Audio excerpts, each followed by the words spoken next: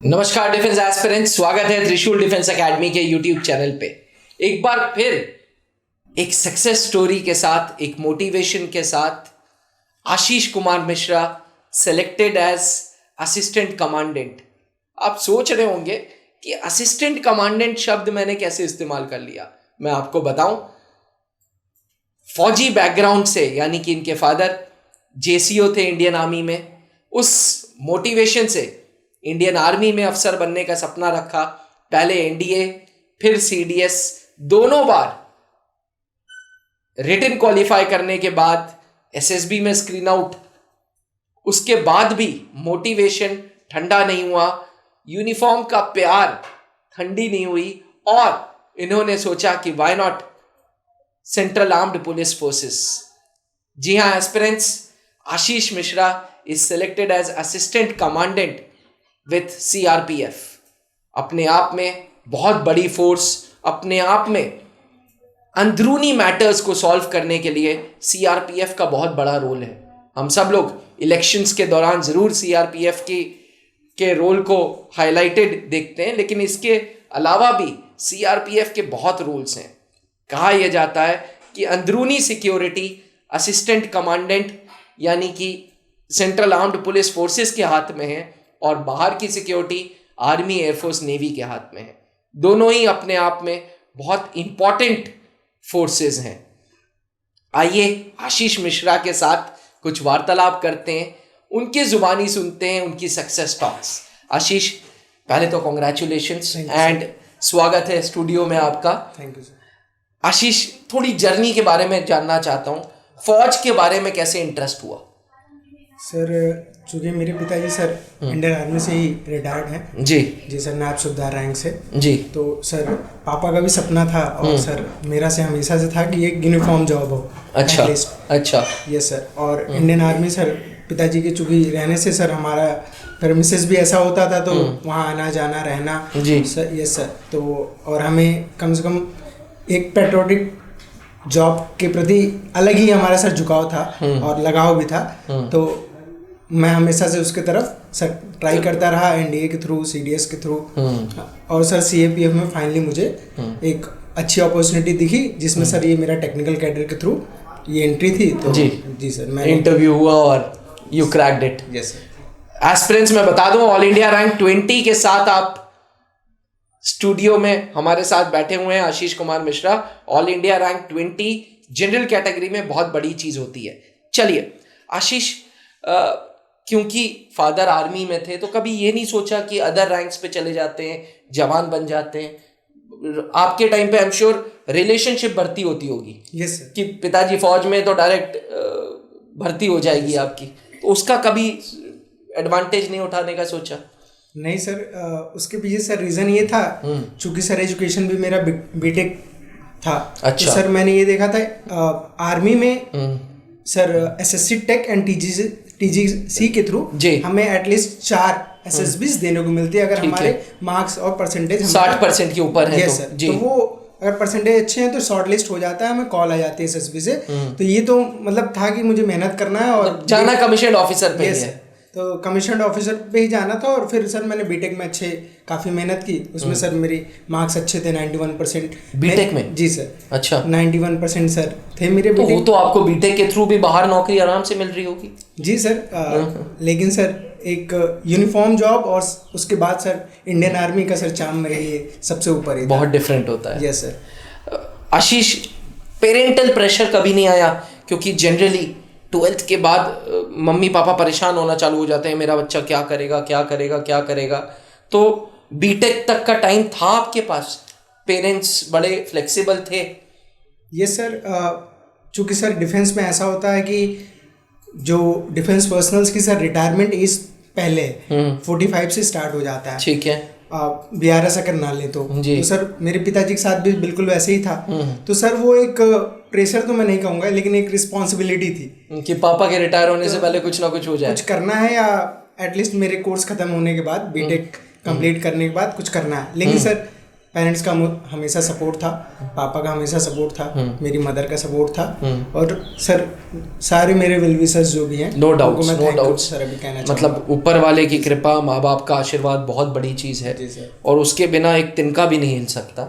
लेकिन इसके बावजूद Ashish, I admire your confidence level. आप ऑल इंडिया रैंक 20 हैं और एकदम साधारण सिंपल ज़मीन से जुड़े हैं। जनरली स्टूडियो में all India rank 84, all India rank 12 और इंडिया रैंक 6 भी आया हुआ है, बट उनका लेवल ऑफ थोड़ा सा ईगो कह लें या कॉन्फिडेंस कुछ ज़्यादा ही डेवलप हो जाता है। आप बड़े सभ्य हैं, और इसका श्रेय मैं आपके परिवार को दूंगा, बिकॉज कहीं ना कहीं एक कैंडिडेट की पर्सनालिटी उसके फैमिली बैकग्राउंड से बहुत मैटर करती है। आई एम श्योर कभी गांव से भी कोई कनेक्शन रहा है? यस सर, मेरा नेटिव प्लेस सलेमपुर देवरिया है। अच्छा, लार ब्लॉक। जी सर, तो हम जाना आना होता रहता, रेगुलर आना जाना होता था। त्रिशूल डिफेंस एकेडमी के बारे में कैसे आपको पता चला और कैसे यहाँ पहुँचे? सर चूँकि मेरा रिटन क्वालिफाई हो गया था जी, और सर मेरा मेडिकल भी क्वालिफाई हो गया था। इसमें सर इंटरव्यू से पहले चूँकि मेडिकल था जी, तो वो भी क्वालिफाई हो गया था। उसके बाद सर मैं सीख कर रहा था कि कोई मुझे मॉक इंटरव्यू गाइडेंस प्रोग्राम मिले जो मुझे गाइड कर सके CAPF के लिए। लेकिन सर मैंने देखा कि ज़्यादातर जो इंस्टीट्यूट्स हैं उनका sir CAPF assistant commandant UPSC के थ्रू उसी समय उनके कोर्सेज हैं, या तो मॉक इंटरव्यू होता है या तो उसी समय वो अपना पैनल कॉन्स्टिट्यूट करते हैं तो उसी समय इंटरव्यू होते हैं। सर मुझे ऐसा कहीं नहीं मिला, लेकिन सर मेरे अपने ही शहर में त्रिशूल एकेडमी है। सर से मैंने अप्रोच किया, यहाँ आया, सर से मिला, सर ने मुझसे टाइम भी मांगा, लेकिन फाइनली सर ने मेरी काफ़ी हेल्प की। कई मॉक इंटरव्यू मैंने यहाँ दिए जो कि सर मुझे बहुत ज़्यादा हेल्प। आई रिमेम्बर 2 या 3 इंटरव्यूज दिए थे आपने। सर तीसरा मैं नहीं दे पाया क्योंकि सर डेंगू फीवर हो गया था। 2 इंटरव्यूज दिए थे। अच्छा, और मुझे याद है आप लाइट ब्लू कलर की शर्ट पे आए थे शायद, बड़ा स्मार्टली ड्रेस्ड अप होके आए थे। एस्पिरेंट्स, मैं आपको बता दूं, गाइडेंस देना हमारा काम है, लेकिन कैंडिडेट उस गाइडेंस को किस तरीके से लेता है, किस तरीके से अपने ऊपर वर्क ऑन करता है, अल्टीमेटली सक्सेस कैंडिडेट के अपने हाथों में होती है। और आशीष को मैंने पहले दिन देखा था, यूं हुआ था कि मैं कैमरे से देख रहा था और आशीष लाइट ब्लू कलर की शर्ट और बिल्कुल वेल ड्रेस्ड आए थे। ऐसा लग रहा था कि ये इंटरव्यू के लिए ही आए हैं। और आशीष ने यहाँ पे जिस तरीके से फौज में सर्विसेज सिलेक्शन बोर्ड इंटरव्यूज होता है, वैसे ही CAPF में इंटरव्यूज होते हैं, उसके लिए एनरोलमेंट लिया था और अच्छी गाइडेंस के साथ he has made it, he has made all of us proud. आशीष, जो भी CAPF एस्पिरेंट्स आपको सुन रहे हैं, आप इंटरव्यू के लिए उनको क्या टिप्स दोगे? क्योंकि देखिए, एक इंटरव्यू के नाम से ही नर्वसनेस हो जाती है, एक इंटरव्यू के नाम से ही घबराहट सी होती है, हाथ पैर फूलने लगते हैं, हाथ पैर कांपने लगते हैं। तो इस तरीके का प्रेशर झेलने के लिए आपकी क्या राय रहेगी? सर इंटरव्यू एक तरीके का कन्वर्सेशन ही है जो कि एक बेटर तरीके से किया जाए, और वो भी इंटरव्यू पैनल भी हमें ये देखता है कि बातचीत, बेसिक बातचीत एटलीस्ट अच्छी होनी चाहिए। और सर जो भी कैंडिडेट हैं, सर जैसे मैं अपना ही केस बताऊं तो सर मुझे फील होता था कि मैं हमेशा नर्वस हो जाता हूं, या किसी भी क्वेश्चन के आंसर में ये पहले सोचने लगता हूं कि परफेक्ट आंसर क्या है इसके, और इसका नतीजा ये होता है सर कि मैं कोई आंसर देता ही नहीं था, या तो चुप रहता था या तो फिर बोल नहीं पाता था। लेकिन सर मैंने 2 ही सिर्फ मॉक इंटरव्यू दिए और मैं काफ़ी ओपन हुआ सर के साथ। सर ने काफ़ी उसमें मेरी हेल्प की, मेरे मिस्टेक्स बताए, मुझे नोटिस कराया और नेक्स्ट सेशन में उसको सही करने के लिए बोला, जो कि मैंने किया। और सर इस तरीके से मतलब काफ़ी गाइड करती है कि आप कहाँ लैग कर रहे हो, कहाँ किस चीज़ों में का रिप्लाई कैसे देना है, क्वेश्चन के क्रोनोलॉजी को अगर आप नहीं तोड़ते हैं, या आई कांटेक्ट आपका कैसा रखना है, बॉडी लैंग्वेज आपका कैसा रखना है, ये हर सारी चीज़ों पे सर ने मेरे साथ वर्क ऑन किया। Yes sir. आशीष, एक सवाल और, उस पैनल पे कितने लोग बैठे थे? सर जो हमारा टेक्निकल कैडर के थ्रू होता है इंटरव्यू, तो सर इसमें ये सर CGO कॉम्प्लेक्स जहाँ हेडक्वार्टर है CRPF का, वहाँ हुआ। सर हमारे पैनल में जो चेयरमैन थे हमारे पैनल के, DG director general, doctor Sujavlal Thomson sir हैं, जो कि अच्छा। अभी डीजी हैं, आईपीएस, सीनियर आईपीएस। उन्होंने लिया? Yes sir. वो सर चेयरमैन थे, बाकी सर 4 लोग थे, डीजी और IG level officers. Yes sir. तो वो डीजी। ये इंटरव्यू कितनी देर का था? सर मेरा इंटरव्यू लगभग चला 10 से 15 मिनट। अच्छा, 10 से 15 मिनट। आपने इंटरव्यू के दौरान बताया कि आपने एसएसबी फेस की थी और स्क्रीन आउट हो गए थे?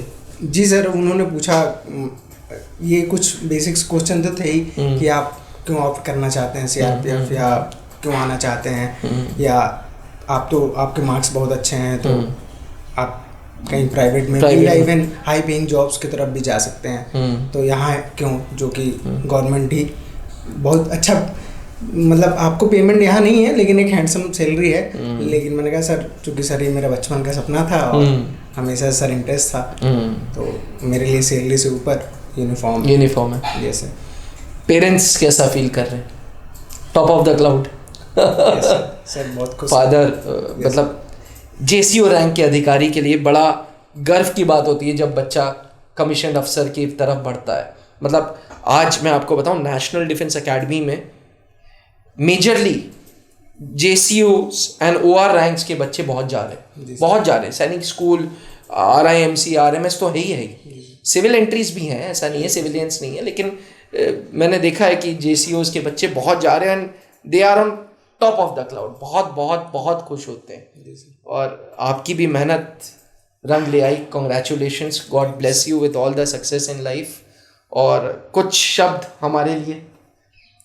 सर त्रिशूल का सर मेरे इस जर्नी में और सर मेरे फाइनल सिलेक्शन में सर बहुत ही बड़ा योगदान रहा है, क्योंकि अगर जब मैं यहाँ आया नहीं था उससे पहले भी सर मैं त्रिशूल के वीडियो देखता था, जिसमें कि जैसे मुझे कुछ डाउट थे मेडिकल स्टैंडर्ड्स को लेके और मेरे अपने कुछ मेरे पैरामीटर्स पे मैं खरा उतर रहा हूँ कि नहीं, ये सारी चीज़ें मैंने सर सर के वीडियो से बहुत देखी। अच्छा। सीखा। यस। अच्छा। अपने डाउट्स क्लियर किए, क्योंकि सर कई सारी ऐसी डाउट्स होते हैं सर, अलग अलग जगह से सुनने में काफ़ी कंफ्यूजन्स देते हैं, फिर आप सो नहीं पाओगे। एक रिलायबल सोर्स चाहिए। एक रिलायबल सोर्स चाहिए। लगता है सर एसके सर के वीडियोस ने मेरी काफ़ी हेल्प की, और सर इंटरव्यू गाइडेंस तो सबसे बड़ा योगदान था सर त्रिशूल एकेडमी का, जिसमें मैंने फाइनली उसी की वजह से मैं तो सर कहूँगा ही कि मैंने सिलेक्शन। नहीं, ऐसा बिल्कुल नहीं है। It is your hard work. Thank you Ashish, thank you, wish you all the very best. Thank you sir. Aspirants, मेरे पीछे आप एक छोटी सी पेपर की कटिंग देखेंगे, क्योंकि पेपर की कटिंग हमने भी ई कॉपी से नहीं निकाली, इसलिए थोड़ा सा ब्लर्ड आएगा, लेकिन आप देख सकते हैं आशीष की तारीफ अखबार में भी है। अगर आपके अंदर भी हुनर है, आपके अंदर भी जिद है वर्दी की, तो आज ही इस जिद को पूरा करिए। फौज में जाइए, अर्धसेना में जाइए, जो भी फोर्सेस आपको पसंद है, बट ऑप्ट फॉर इट।